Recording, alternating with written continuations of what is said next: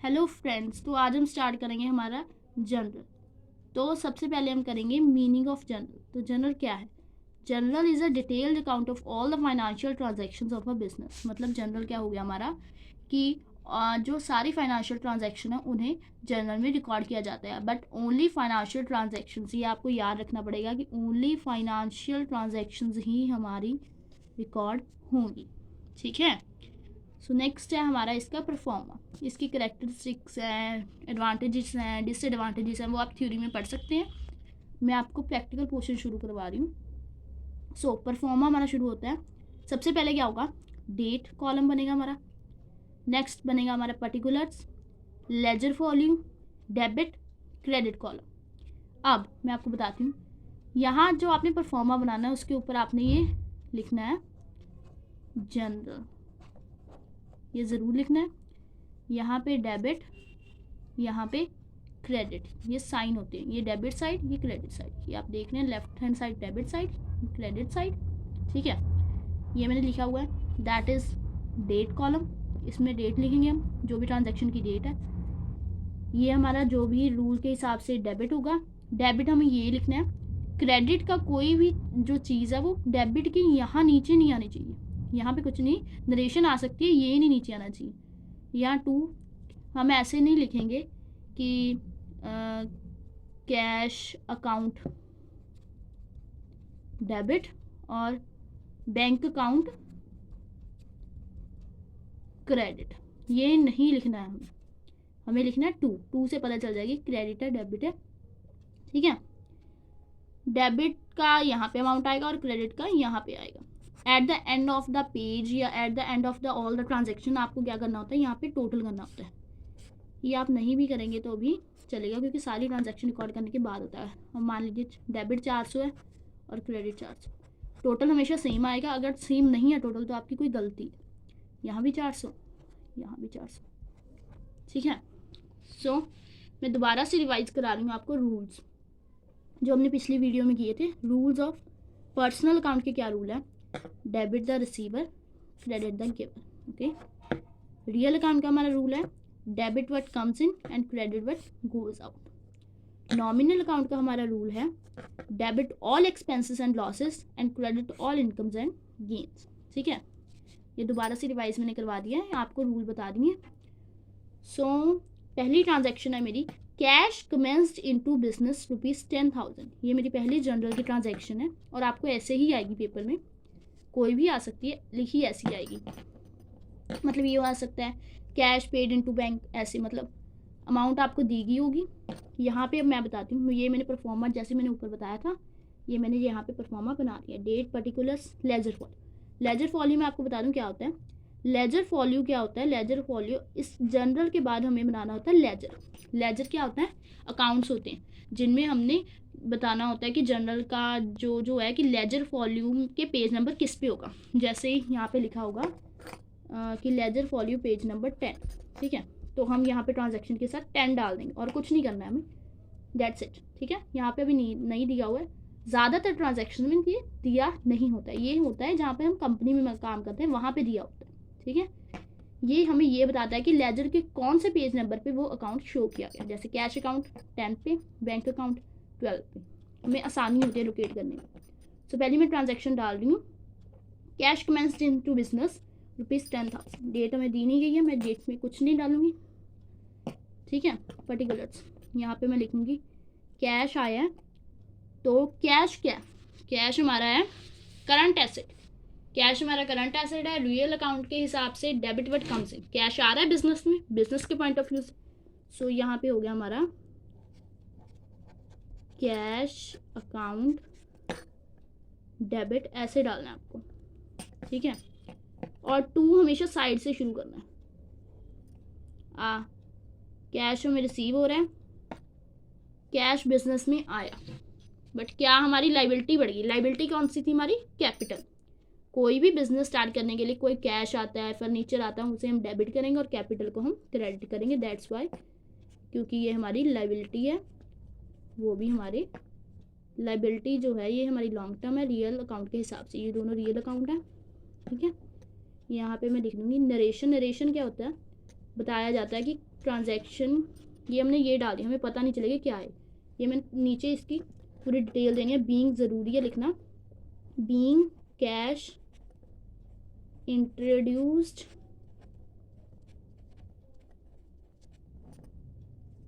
In business. ये मैंने अकेले अकेले ट्रांजैक्शन किया अपनी, ये मैंने डाल दिया 10,000। डेबिट के सामने मैं लिख दूंगी 10,000, ये 10,000, यहाँ पे लिख दिया मैंने 10,000। ठीक है, ये हमारी ट्रांजैक्शन हो चुकी है। सो नेक्स्ट मैं ट्रांजैक्शन आपको बताती हूँ। नेक्स्ट हमारी ट्रांजैक्शन है कैश पेड इनटू बैंक ₹9,000। अब क्या है, कैश बिजनेस से जा रहा है, आउटफ्लो हो रही है, जा रहा है, बैंक में पैसा आ रहा है, तो बैंक अकाउंट भी तो बिजनेस का ही होगा। डेट में मेंशन नहीं है, ये मैंने लिखी नहीं, कुछ भी नहीं करना है। यहाँ पे मैंने लिख दिया bank account debit. Bank account होता है personal account, debit the receiver, bank is receiver, cash हमारा जा रहा है to cash account, being cash paid into bank ₹9,000। ये मैंने लिख दिया, ये मैंने लिख दिया 9,000, ये भी 9,000। ठीक है, अब इसका क्या था, कैश था हमारा करंट एसेट, रियल अकाउंट के हिसाब से ये हो गया क्रेडिट, जा रहा है, ये हमें क्या हो रहा है, बैंक में रिसीव हो रहा है। ये मैं साइड पे आपको लिख देती हूँ, ये हमारा पर्सनल अकाउंट, ये हमारा रियल अकाउंट, ये मैंने साइड पे आपको लिख दिया कि ताकि आपको पता चले। नेक्स्ट है हमारे कैश परचेजेस फ्रॉम राम। अब ये कंसेप्ट आपको ध्यान से समझना होगा। इसमें लिखा है कि कैश परचेजेस किया राम से, इसका मतलब क्या है, नाम चाहे आपको कोई भी दिया हो, अगर उस पर आगे कैश परचेज या कैश सेल्स होगी, उसमें हमें पर्सनल अकाउंट शामिल नहीं करना है। राम का हमें कुछ भी नहीं करना अगर कैश इंट्रोड्यूस्ड है। ठीक है, कैश है, इसमें कैश इंक्लूड है। परचेजेस की मैंने, खर्चा है मेरा नॉमिनल अकाउंट के हिसाब से, परचेजेस अकाउंट डेबिट। आपको गुड्स अकाउंट कभी नहीं करना है, परचेजेस लिखा है। अगर यहाँ पे लिखा भी होता है कि कैश हमने गुड्स ली हैं, तो भी परचेजेस अकाउंट ही आएगा। टू जा क्या रहा है हमारा कैश, हमें राम शाम किसी से कुछ नहीं है, किसी ने कुछ भी दिया, हमारा तो कैश गया जी, हमें चीज़ मिल गई। बीइंग परचेज्ड, मैं यहाँ पे लिख दूँगी कि परचेज हमने की है गुड्स ₹4,000, यहाँ पे मैंने डाल दिया 4,000। ठीक है, परचेजेस अकाउंट हमारा अगर नॉमिनल अकाउंट, एक्सपेंसेस के अंडर आ गया, कैश अकाउंट हो गया हमारा रियल अकाउंट। ठीक है, नेक्स्ट है हमारा purchase goods from Shyam on credit. अब ये देखिए, क्रेडिट का मतलब क्या होता है, उधार। इसका मतलब पिछली ट्रांजैक्शन के तरह मेरा कैश नहीं है, तो मैं क्या करूँगी, मैं आपको बताती हूँ। तो मैंने पहले तो ये बात तो पक्की है कि मैंने की परचेजेस। ठीक है, यहाँ पे मैंने लिख दिया purchases account debit, that's it, ये सेम होगा। अब उधार भी किया, इसका मतलब मैंने कैश नहीं दिया, कैश नहीं दिया इसका मतलब मैंने उधार भी ली, मेरी उधारी बढ़ गई, लाइबिलिटी बढ़ गई, और लाइबिलिटी जब बढ़ती है हमेशा क्रेडिट होती है, एसेट बढ़ती है तो डेबिट होती है। ठीक है, क्रेडिटर बढ़ते हैं तो हमेशा क्रेडिट होती है, डेटर्स जो लेने वाले हमारे पैसे होते हैं वो बढ़ते हैं तो हमेशा डेबिट होते हैं। ठीक है, तो मैं इसका नाम लिखूंगी क्योंकि मुझे इसे पैसे देने हैं। जब पैसे दे दूंगी तो मैं लिख दूंगी Shyam the receiver, Shyam account debit to cash account. ठीक है, being goods purchased from Shyam on credit, लिख दिया मैंने, पूरा लिखना है क्रेडिट की जगह कम थी मैंने इसलिए कर दिया। 2,000 की मेरी गुड्स थी, दैट्स इट। अमाउंट सेम आ रहा है, कभी भी अमाउंट चेंज नहीं होगा, ऐसा नहीं होगा यहाँ 2 है या 4 आएगा, सेम होगा अमाउंट हमेशा एक एक ट्रांजैक्शन का। कैश सेल्स ₹4,000 फ्रॉम मतलब टू राम, कैश सेल की हमने 4,000 का राम को। अब फिर वही बात, जहाँ पर कैश आ गया मुझे राम शाम से कुछ नहीं है, कट, मतलब ये अकाउंट नहीं आएगा इसमें। मैं लिख दूँगी सीधा मुझे कैश रिसीव हुआ ये मैं ऊपर भी लिख देती हूँ। परचेजेस हमारा real account, oh sorry nominal account, purchases है हमारा नॉमिनल अकाउंट, और शाम है हमारा पर्सनल अकाउंट। ठीक है, रूल वही लगने हैं। टू सेल्स,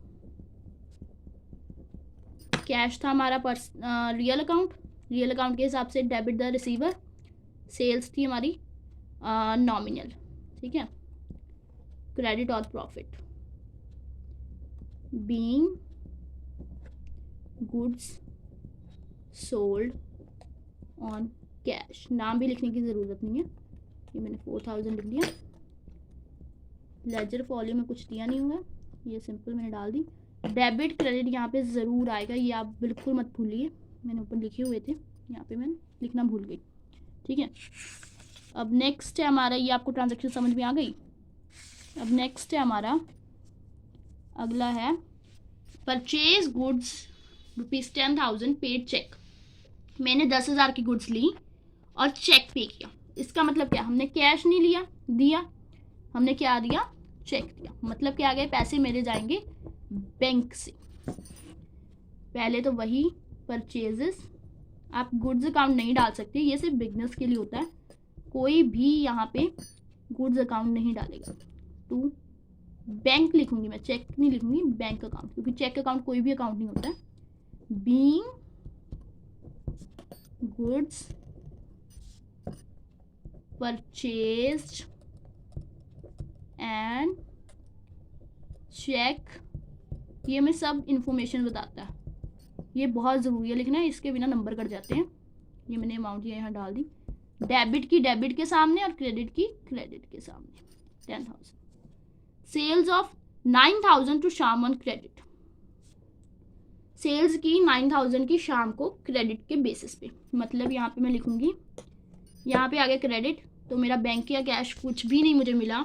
मुझे क्या मिला, कुछ भी नहीं। मेरा क्या होगा, मेरे पैसे लेने वाले खड़े हो गए, वो अभी आगे कैश में दे बैंक में दे वो उसकी मर्जी है, मतलब मेरे तो पैसे जी लेने वाले खड़े हो गए। तो मैं यहाँ पे लिखूंगी कि शाम जो है मेरा डेटर है, शाम अकाउंट डेबिट, मेरा एसेट बढ़ गया। टू, ये मेरा रियल अकाउंट के हिसाब से आएगा, क्योंकि डेटर जो होते हैं करंट एसेट होते हैं। टू सेल्स अकाउंट, मैंने किया कि सेल्स, गुड्स नहीं लिखना, यहाँ पे भी सेल्स लिखना है। बीइंग गुड्स सोल्ड टू शाम, यहाँ पे क्रेडिट आ गया इसलिए हम यहाँ लिखे। अगर इसमें ये भी लिखा होता ना कि सेल्स ऑफ 9,000 टू शाम, तो भी हम यही मानते कि वो क्रेडिट के बेसिस पे, हम कैश के बेसिस पे नहीं मानते। बाकी आप नीचे नोट बना सकते हैं कि मैंने कैश के बेसिस पे माना है। अगर यहाँ पे अकेला ऐसे शाम होता तो हम क्रेडिट के बेसिस पे ही मानते। ठीक है, cash withdraw from bank for personal use. अब ये ध्यान से देखिए, कैश मैंने बैंक से निकाला, ठीक है, पर्सनल यूज के लिए, मतलब जिसने पैसे डाले थे बिजनेस में, प्रोप्राइटर हो सकता है, पार्टनर हो सकता है, उसने पर्सनल यूज के लिए निकाल लिए। मतलब उसने क्या किया, पैसे निकलवा लिए जी, उसने क्या की, ड्राइंग्स। ड्राइंग्स बिजनेस के लिए क्या हुआ, वो हुआ उसका खर्चा। ड्राइंग्स बिजनेस के लिए और खर्चा, तो नॉमिनल अकाउंट में। टू, बैंक से पैसे गए, उसने बैंक, अगर उसने फर्नीचर निकाला होता, फर्नीचर लिया होता, बैंक से पैसे लिए होते तो बैंक में आ गया, अगर कैश में लिए होते तो कैश में आ गया। ठीक है, ड्राइंग्स ही आएगा अकाउंट। अब ये मेरे आ गए, ये मैंने आपको सीधी ज़्यादा जो कॉमन एंट्रीज हैं वो बता दी हैं। बीइंग विड्रॉ कैश, यहाँ पे बैंक लिखा हुआ इसलिए मैंने बैंक का डाला है। For P personal use, okay. अब कैश विड्रॉ फ्रॉम बैंक ₹1,000, ये हमने लिखा है कि कैश विड्रॉ किया है हमने बैंक से। अब मैं इसको काट देती हूँ, 1 मिनट। हमने यहाँ कैश विड्रॉ फ्रॉम बैंक, यहाँ पे हमने क्या नहीं लिखा है, यहाँ पे हमने फॉर पर्सनल यूज नहीं लिखा है, यहाँ पे ये चीज़ नहीं है। इसका मतलब हमें नहीं पता कि ड्राइंग की है क्या है, हमने बैंक से निकाला, इसका मतलब क्या आ गया, बैंक हमें दे रहा है, हमें क्या मिल रहा है, कैश। इसका मतलब बिजनेस ने अपने पर्पस के लिए लिए हैं। Cash account debit to bank account, bank दे रहा है, that is real account, that is personal account. ठीक है, यहाँ पे डेबिट कॉलम में आ गया 1000, यहाँ पे भी आ गया 1000। Being cash withdraw from bank, बस पर्सनल यूज नहीं है, इसका मतलब ड्राइंग हमारी बिल्कुल नहीं है। फ्रॉम बैंक, मैंने बैंक लिख दिया, ₹1000, ठीक है। पूरी ट्रांजैक्शन हो गई है। ये हमारी रहेगी सिर्फ 2 ट्रांजैक्शंस जो मैंने ज़्यादा मेनली समझानी थी। बाकी मैं ट्रांजैक्शन है वो मैं आपको अगली वीडियो में बताऊंगी। बैंक चार्जेस ₹100 बाय कैश, मतलब कैश से हमें बैंक चार्जेस देने पड़े 100। कई बार क्या होता है, हमने बैंक में खाता खुलवाया होता है, ठीक है, बैंक पासबुक होती है, खाता खुलवाने के लिए हमें कोई पैसा 100-200 जैसे होते हैं लिमिट कि आपको 2000 लिमिट है, ये देने पड़ते हैं। या बैंक कोई चार्जेस काट लेता है एटीएम से पैसे निकलवाने के, अगर आप किसी और बैंक के एटीएम से पैसे निकलवा ले तो वो ₹20 चार्ज करता है एज पर द रूल्स, ठीक है। तो बैंक चार्जेस है हमारे 100, मतलब मैंने क्या दिया, मैंने कैश में दिया। So bank the receiver, bank आ गया हमारा पर्सनल अकाउंट के, बैंक रिसीव कर रहे हैं टू कैश अकाउंट। ज़्यादातर एंट्री ये आती है कि बैंक चार्जेस अगर लिखा हुआ है, जैसे मैंने आगे दिया है, मैं आपको बताती हूँ। बीइंग कि वो बैंक से ही करते हैं, being charged, being expense charged by bank ₹100, that is 100, ठीक है। आगे आ गया हमारा बैंक चार्ज। यहाँ पे मैंने लिखा नहीं है कि मैंने कैश में पे किया, कैसे पे किया, इसका मतलब उन्होंने बैंक में से काट लिया मेरे। तो ये कैसे आएगा, bank account, bank charges account debit. अब आप ये ध्यान रखिए कि डेबिट के नीचे मैं कुछ नहीं लिख रही हूँ, ये आपके पीछे भी देख सकते हैं आप, मैंने डेबिट के नीचे कोई भी चीज़ अभी नहीं लिखी है। टू बैंक अकाउंट, ये मेरा नॉमिनल हो गया, चार्जेस हैं, एक्सपेंस है, ये मेरा हो गया पर्सनल अकाउंट, ये मेरा था रियल अकाउंट। चार्जेस कितने के हैं, 200 के। Being bank charges paid by bank 200। ये आपको, आई होप कि आपको सब समझ में आ गया होगा। उस आप दोबारा से ये ट्रांजैक्शंस देख सकते हैं कि आपको क्या क्या हो सकता है कि मतलब समझ में ना आया हो। थैंक यू वेरी मच मेरी वीडियो देखने के लिए। आगे मैं आपको और इसकी वीडियोस डालूंगी इन्हीं एंट्रीज के रिलेटेड। ये हमारी कॉमन एंट्रीज हैं जो एक बिगनर को समझ में आनी चाहिए। So thank you very much for watching my video. और अगर आपको ये ट्रांजैक्शन समझ में आ गई हैं और अगर आपको मेरा चैनल पसंद आ रहा है तो उसे सब्सक्राइब करना ना भूलें और इस वीडियो को लाइक करना ना भूलें। Thank you very much.